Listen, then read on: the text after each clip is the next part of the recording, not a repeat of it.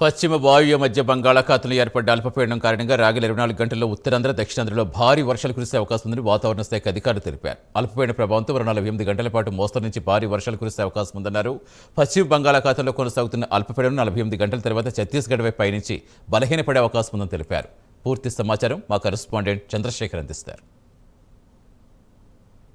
వాయువ్య మధ్య బంగాళాఖాతంలో ఉపరితల ఆవర్తనం కారణంగా కూడా విస్తారంగా వర్షాలు అయితే కురుస్తున్నాయి. అయితే రాగల 24 గంటల్లో అల్పపీడన ప్రభావంతో భారీ నుంచి అతి భారీ వర్షాలు కురవనున్నట్లు కూడా విశాఖ వాతావరణ శాఖ అధికారులు అయితే అంచనా వేస్తున్నారు. దీని ప్రభావంతో ఇప్పటికే చూసుకుంటే మనం ఏదైతే విశాఖతో పాటు ఇటు విజయనగరం, శ్రీకాకుళం, అలాగే కాకినాడ, రాజమహేంద్రవరం, విజయవాడ, మచిలీపట్నం ఈ ప్రాంతాలు, ఒంగోలు ఈ ప్రాంతాలు చూసుకుంటే మోస్తారు నుంచి భారీ వర్షాలు కురిసే అవకాశం ఉన్నట్లుగా వాతావరణ శాఖ అధికారులు అయితే అంచనాకు వచ్చినటువంటి పరిస్థితి అయితే కనిపిస్తుంది. ముఖ్యంగా చూసుకుంటే రాగల 24 గంటల్లో కొన్ని జిల్లాల్లో మోస్తారు నుంచి భారీ వర్షాలు, మరికొన్ని జిల్లాల్లో భారీ నుంచి అతి భారీ వర్షాలు కురిసే అవకాశం ఉన్నట్లుగా విశాఖ వాతావరణ శాఖ అధికారులు అయితే అంచనాకు వచ్చినటువంటి పరిస్థితి కనిపిస్తుంది. మనం చూసుకుంటే ముఖ్యంగా ఎఫెక్టెడ్ అయ్యేటటువంటి విశాఖపట్నం కానీ లేదా ఇటు చూసుకుంటే కాకినాడ ఈ ప్రాంతాల్లో కూడా భారీ వర్షాలు అయితే కురుస్తున్నటువంటి పరిస్థితి ఉంది. అలాగే చూసుకుంటే విజయవాడ, రాజమహేంద్రవరం, ఇటు విజయనగరం, శ్రీకాకుళం ఈ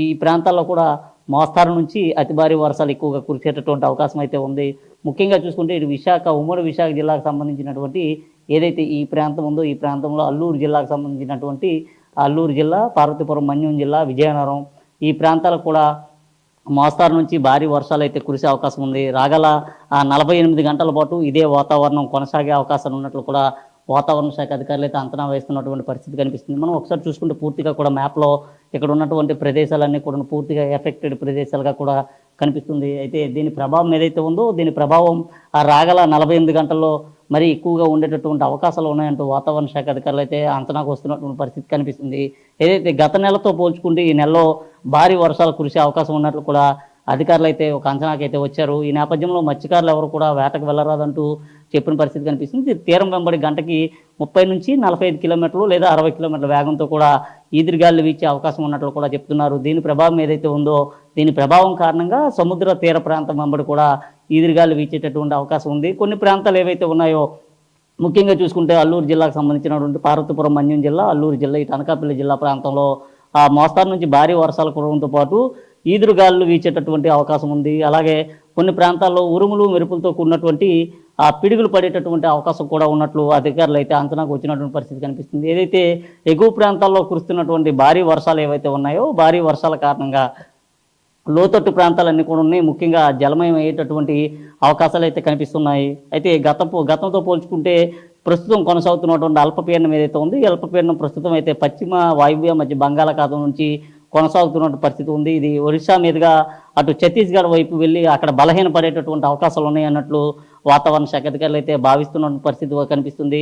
అయితే రాగల 48 గంటల పాటు కూడా వాతావరణంలో మార్పుల కారణంగా మోస్తరు నుంచి భారీ వర్షాలు, అతి భారీ వర్షాలు కూడా ఎక్కువగా నమోదు అయ్యేటటువంటి అవకాశం అయితే ఉందని చెప్తున్నారు. ఈ నేపథ్యంలోనే ఇటు ఏపీ ప్రభుత్వం కూడా పూర్తిగా రాష్ట్ర విపత్తుల నిర్వహణ శాఖ కూడా దీనికి సంబంధించి అన్ని రకాల ఏర్పాట్లు అయితే చేయడం జరిగింది. దాదాపు చూసుకుంటే ఏదైతే ఎఫెక్టెడ్ ఏరియాస్ ఏవైతే ఉంటాయో ముఖ్యంగా వర్షపాత ప్రభావిత ప్రాంతాలు ఏవైతే ఉన్నాయో వర్షపాత ప్రభావిత ప్రాంతాలని ముందస్తుగానే గుర్తించినటువంటి పరిస్థితి అయితే కనిపిస్తుంది. ఎక్కువగా వర్షం ఎక్కడైతే నమోదవుతుందో అక్కడ ఉన్నటువంటి ప్రజలందరినీ కూడా సురక్షిత ప్రాంతాలకు తరలించేటటువంటి పరిస్థితి కూడా ఇప్పటికే చేపట్టినటువంటి పరిస్థితి కనిపిస్తుంది. ముఖ్యంగా జలమయమయ్యేటటువంటి ప్రాంతాలు కానీ లేదా వరద ప్రభావిత ప్రాంతాలు ఏవైతే ఉంటాయో వరద ప్రభావిత ప్రాంతాల్లో ముఖ్యంగా అక్కడ ఉన్నటువంటి ప్రజలను తరలించడంతో పాటు పూర్తిగా కూడా చూసుకుంటే ఎన్డీఆర్ఎఫ్, ఎస్డీఆర్ఎఫ్ బృందాలను కూడా ఆ ప్రాంతాలకి చేర్చేటటువంటి పరిస్థితి కనిపిస్తుంది.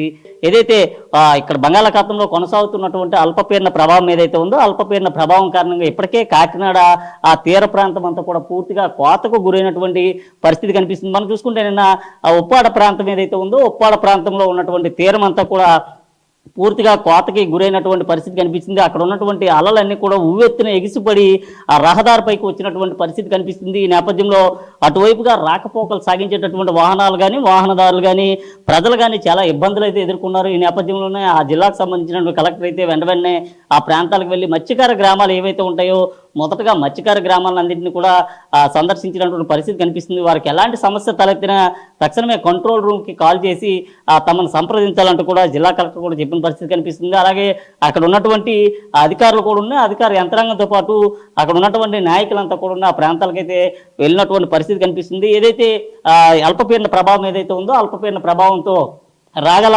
48 గంటల పాటు కూడా ఇదే వాతావరణం అయితే కొనసాగే అవకాశం ఉన్నట్లుగా వాతావరణ శాఖ అధికారులు అయితే అంచనా వేసినటువంటి పరిస్థితి కనిపిస్తుంది. ఇటు విశాఖతో పాటు ఇటు ఉత్తరాంధ్రతో పాటు అటు దక్షిణాంధ్ర ఈ ప్రాంతాల్లో కూడా భారీ వర్షాలు అయితే ఎక్కువగా నమోదయ్యే అవకాశాలు ఉండేటటువంటి అవకాశం ఉన్నట్లుగా వాతావరణ శాఖ అధికారులు అయితే భావిస్తున్నారు. రాగల 48 గంటల పాటు కూడా ఇదే వాతావరణం కొనసాగేటటువంటి అవకాశం అయితే ఉంది. ముఖ్యంగా చూసుకుంటే ఏదైతే పశ్చిమ మధ్య వాయువ్య బంగాళాఖాతంలో కొనసాగుతున్నటువంటి అల్పపీడనం ఏదైతే ఉందో 48 గంటల తర్వాత బలహీనపడే అవకాశం ఉన్నట్లుగా వాతావరణ శాఖ అధికారులు అయితే అంచనా వేస్తున్నారు. ఈ నేపథ్యంలోనే ప్రజలంతా కూడా సురక్షితంగా ఉండాలి, అలాగే అత్యవసరమైతే తప్ప ఇళ్ల నుంచి బయటకు రావద్దంటూ చెప్పిన పరిస్థితులు అయితే కనిపిస్తున్నాయి. ఇది ప్రస్తుతం ఉన్నటువంటి తాజా పరిస్థితి. వీడియో జర్నలిస్ట్ అరుణ్తో చందు, ప్రైమ్ 9 విశాఖ నుండి.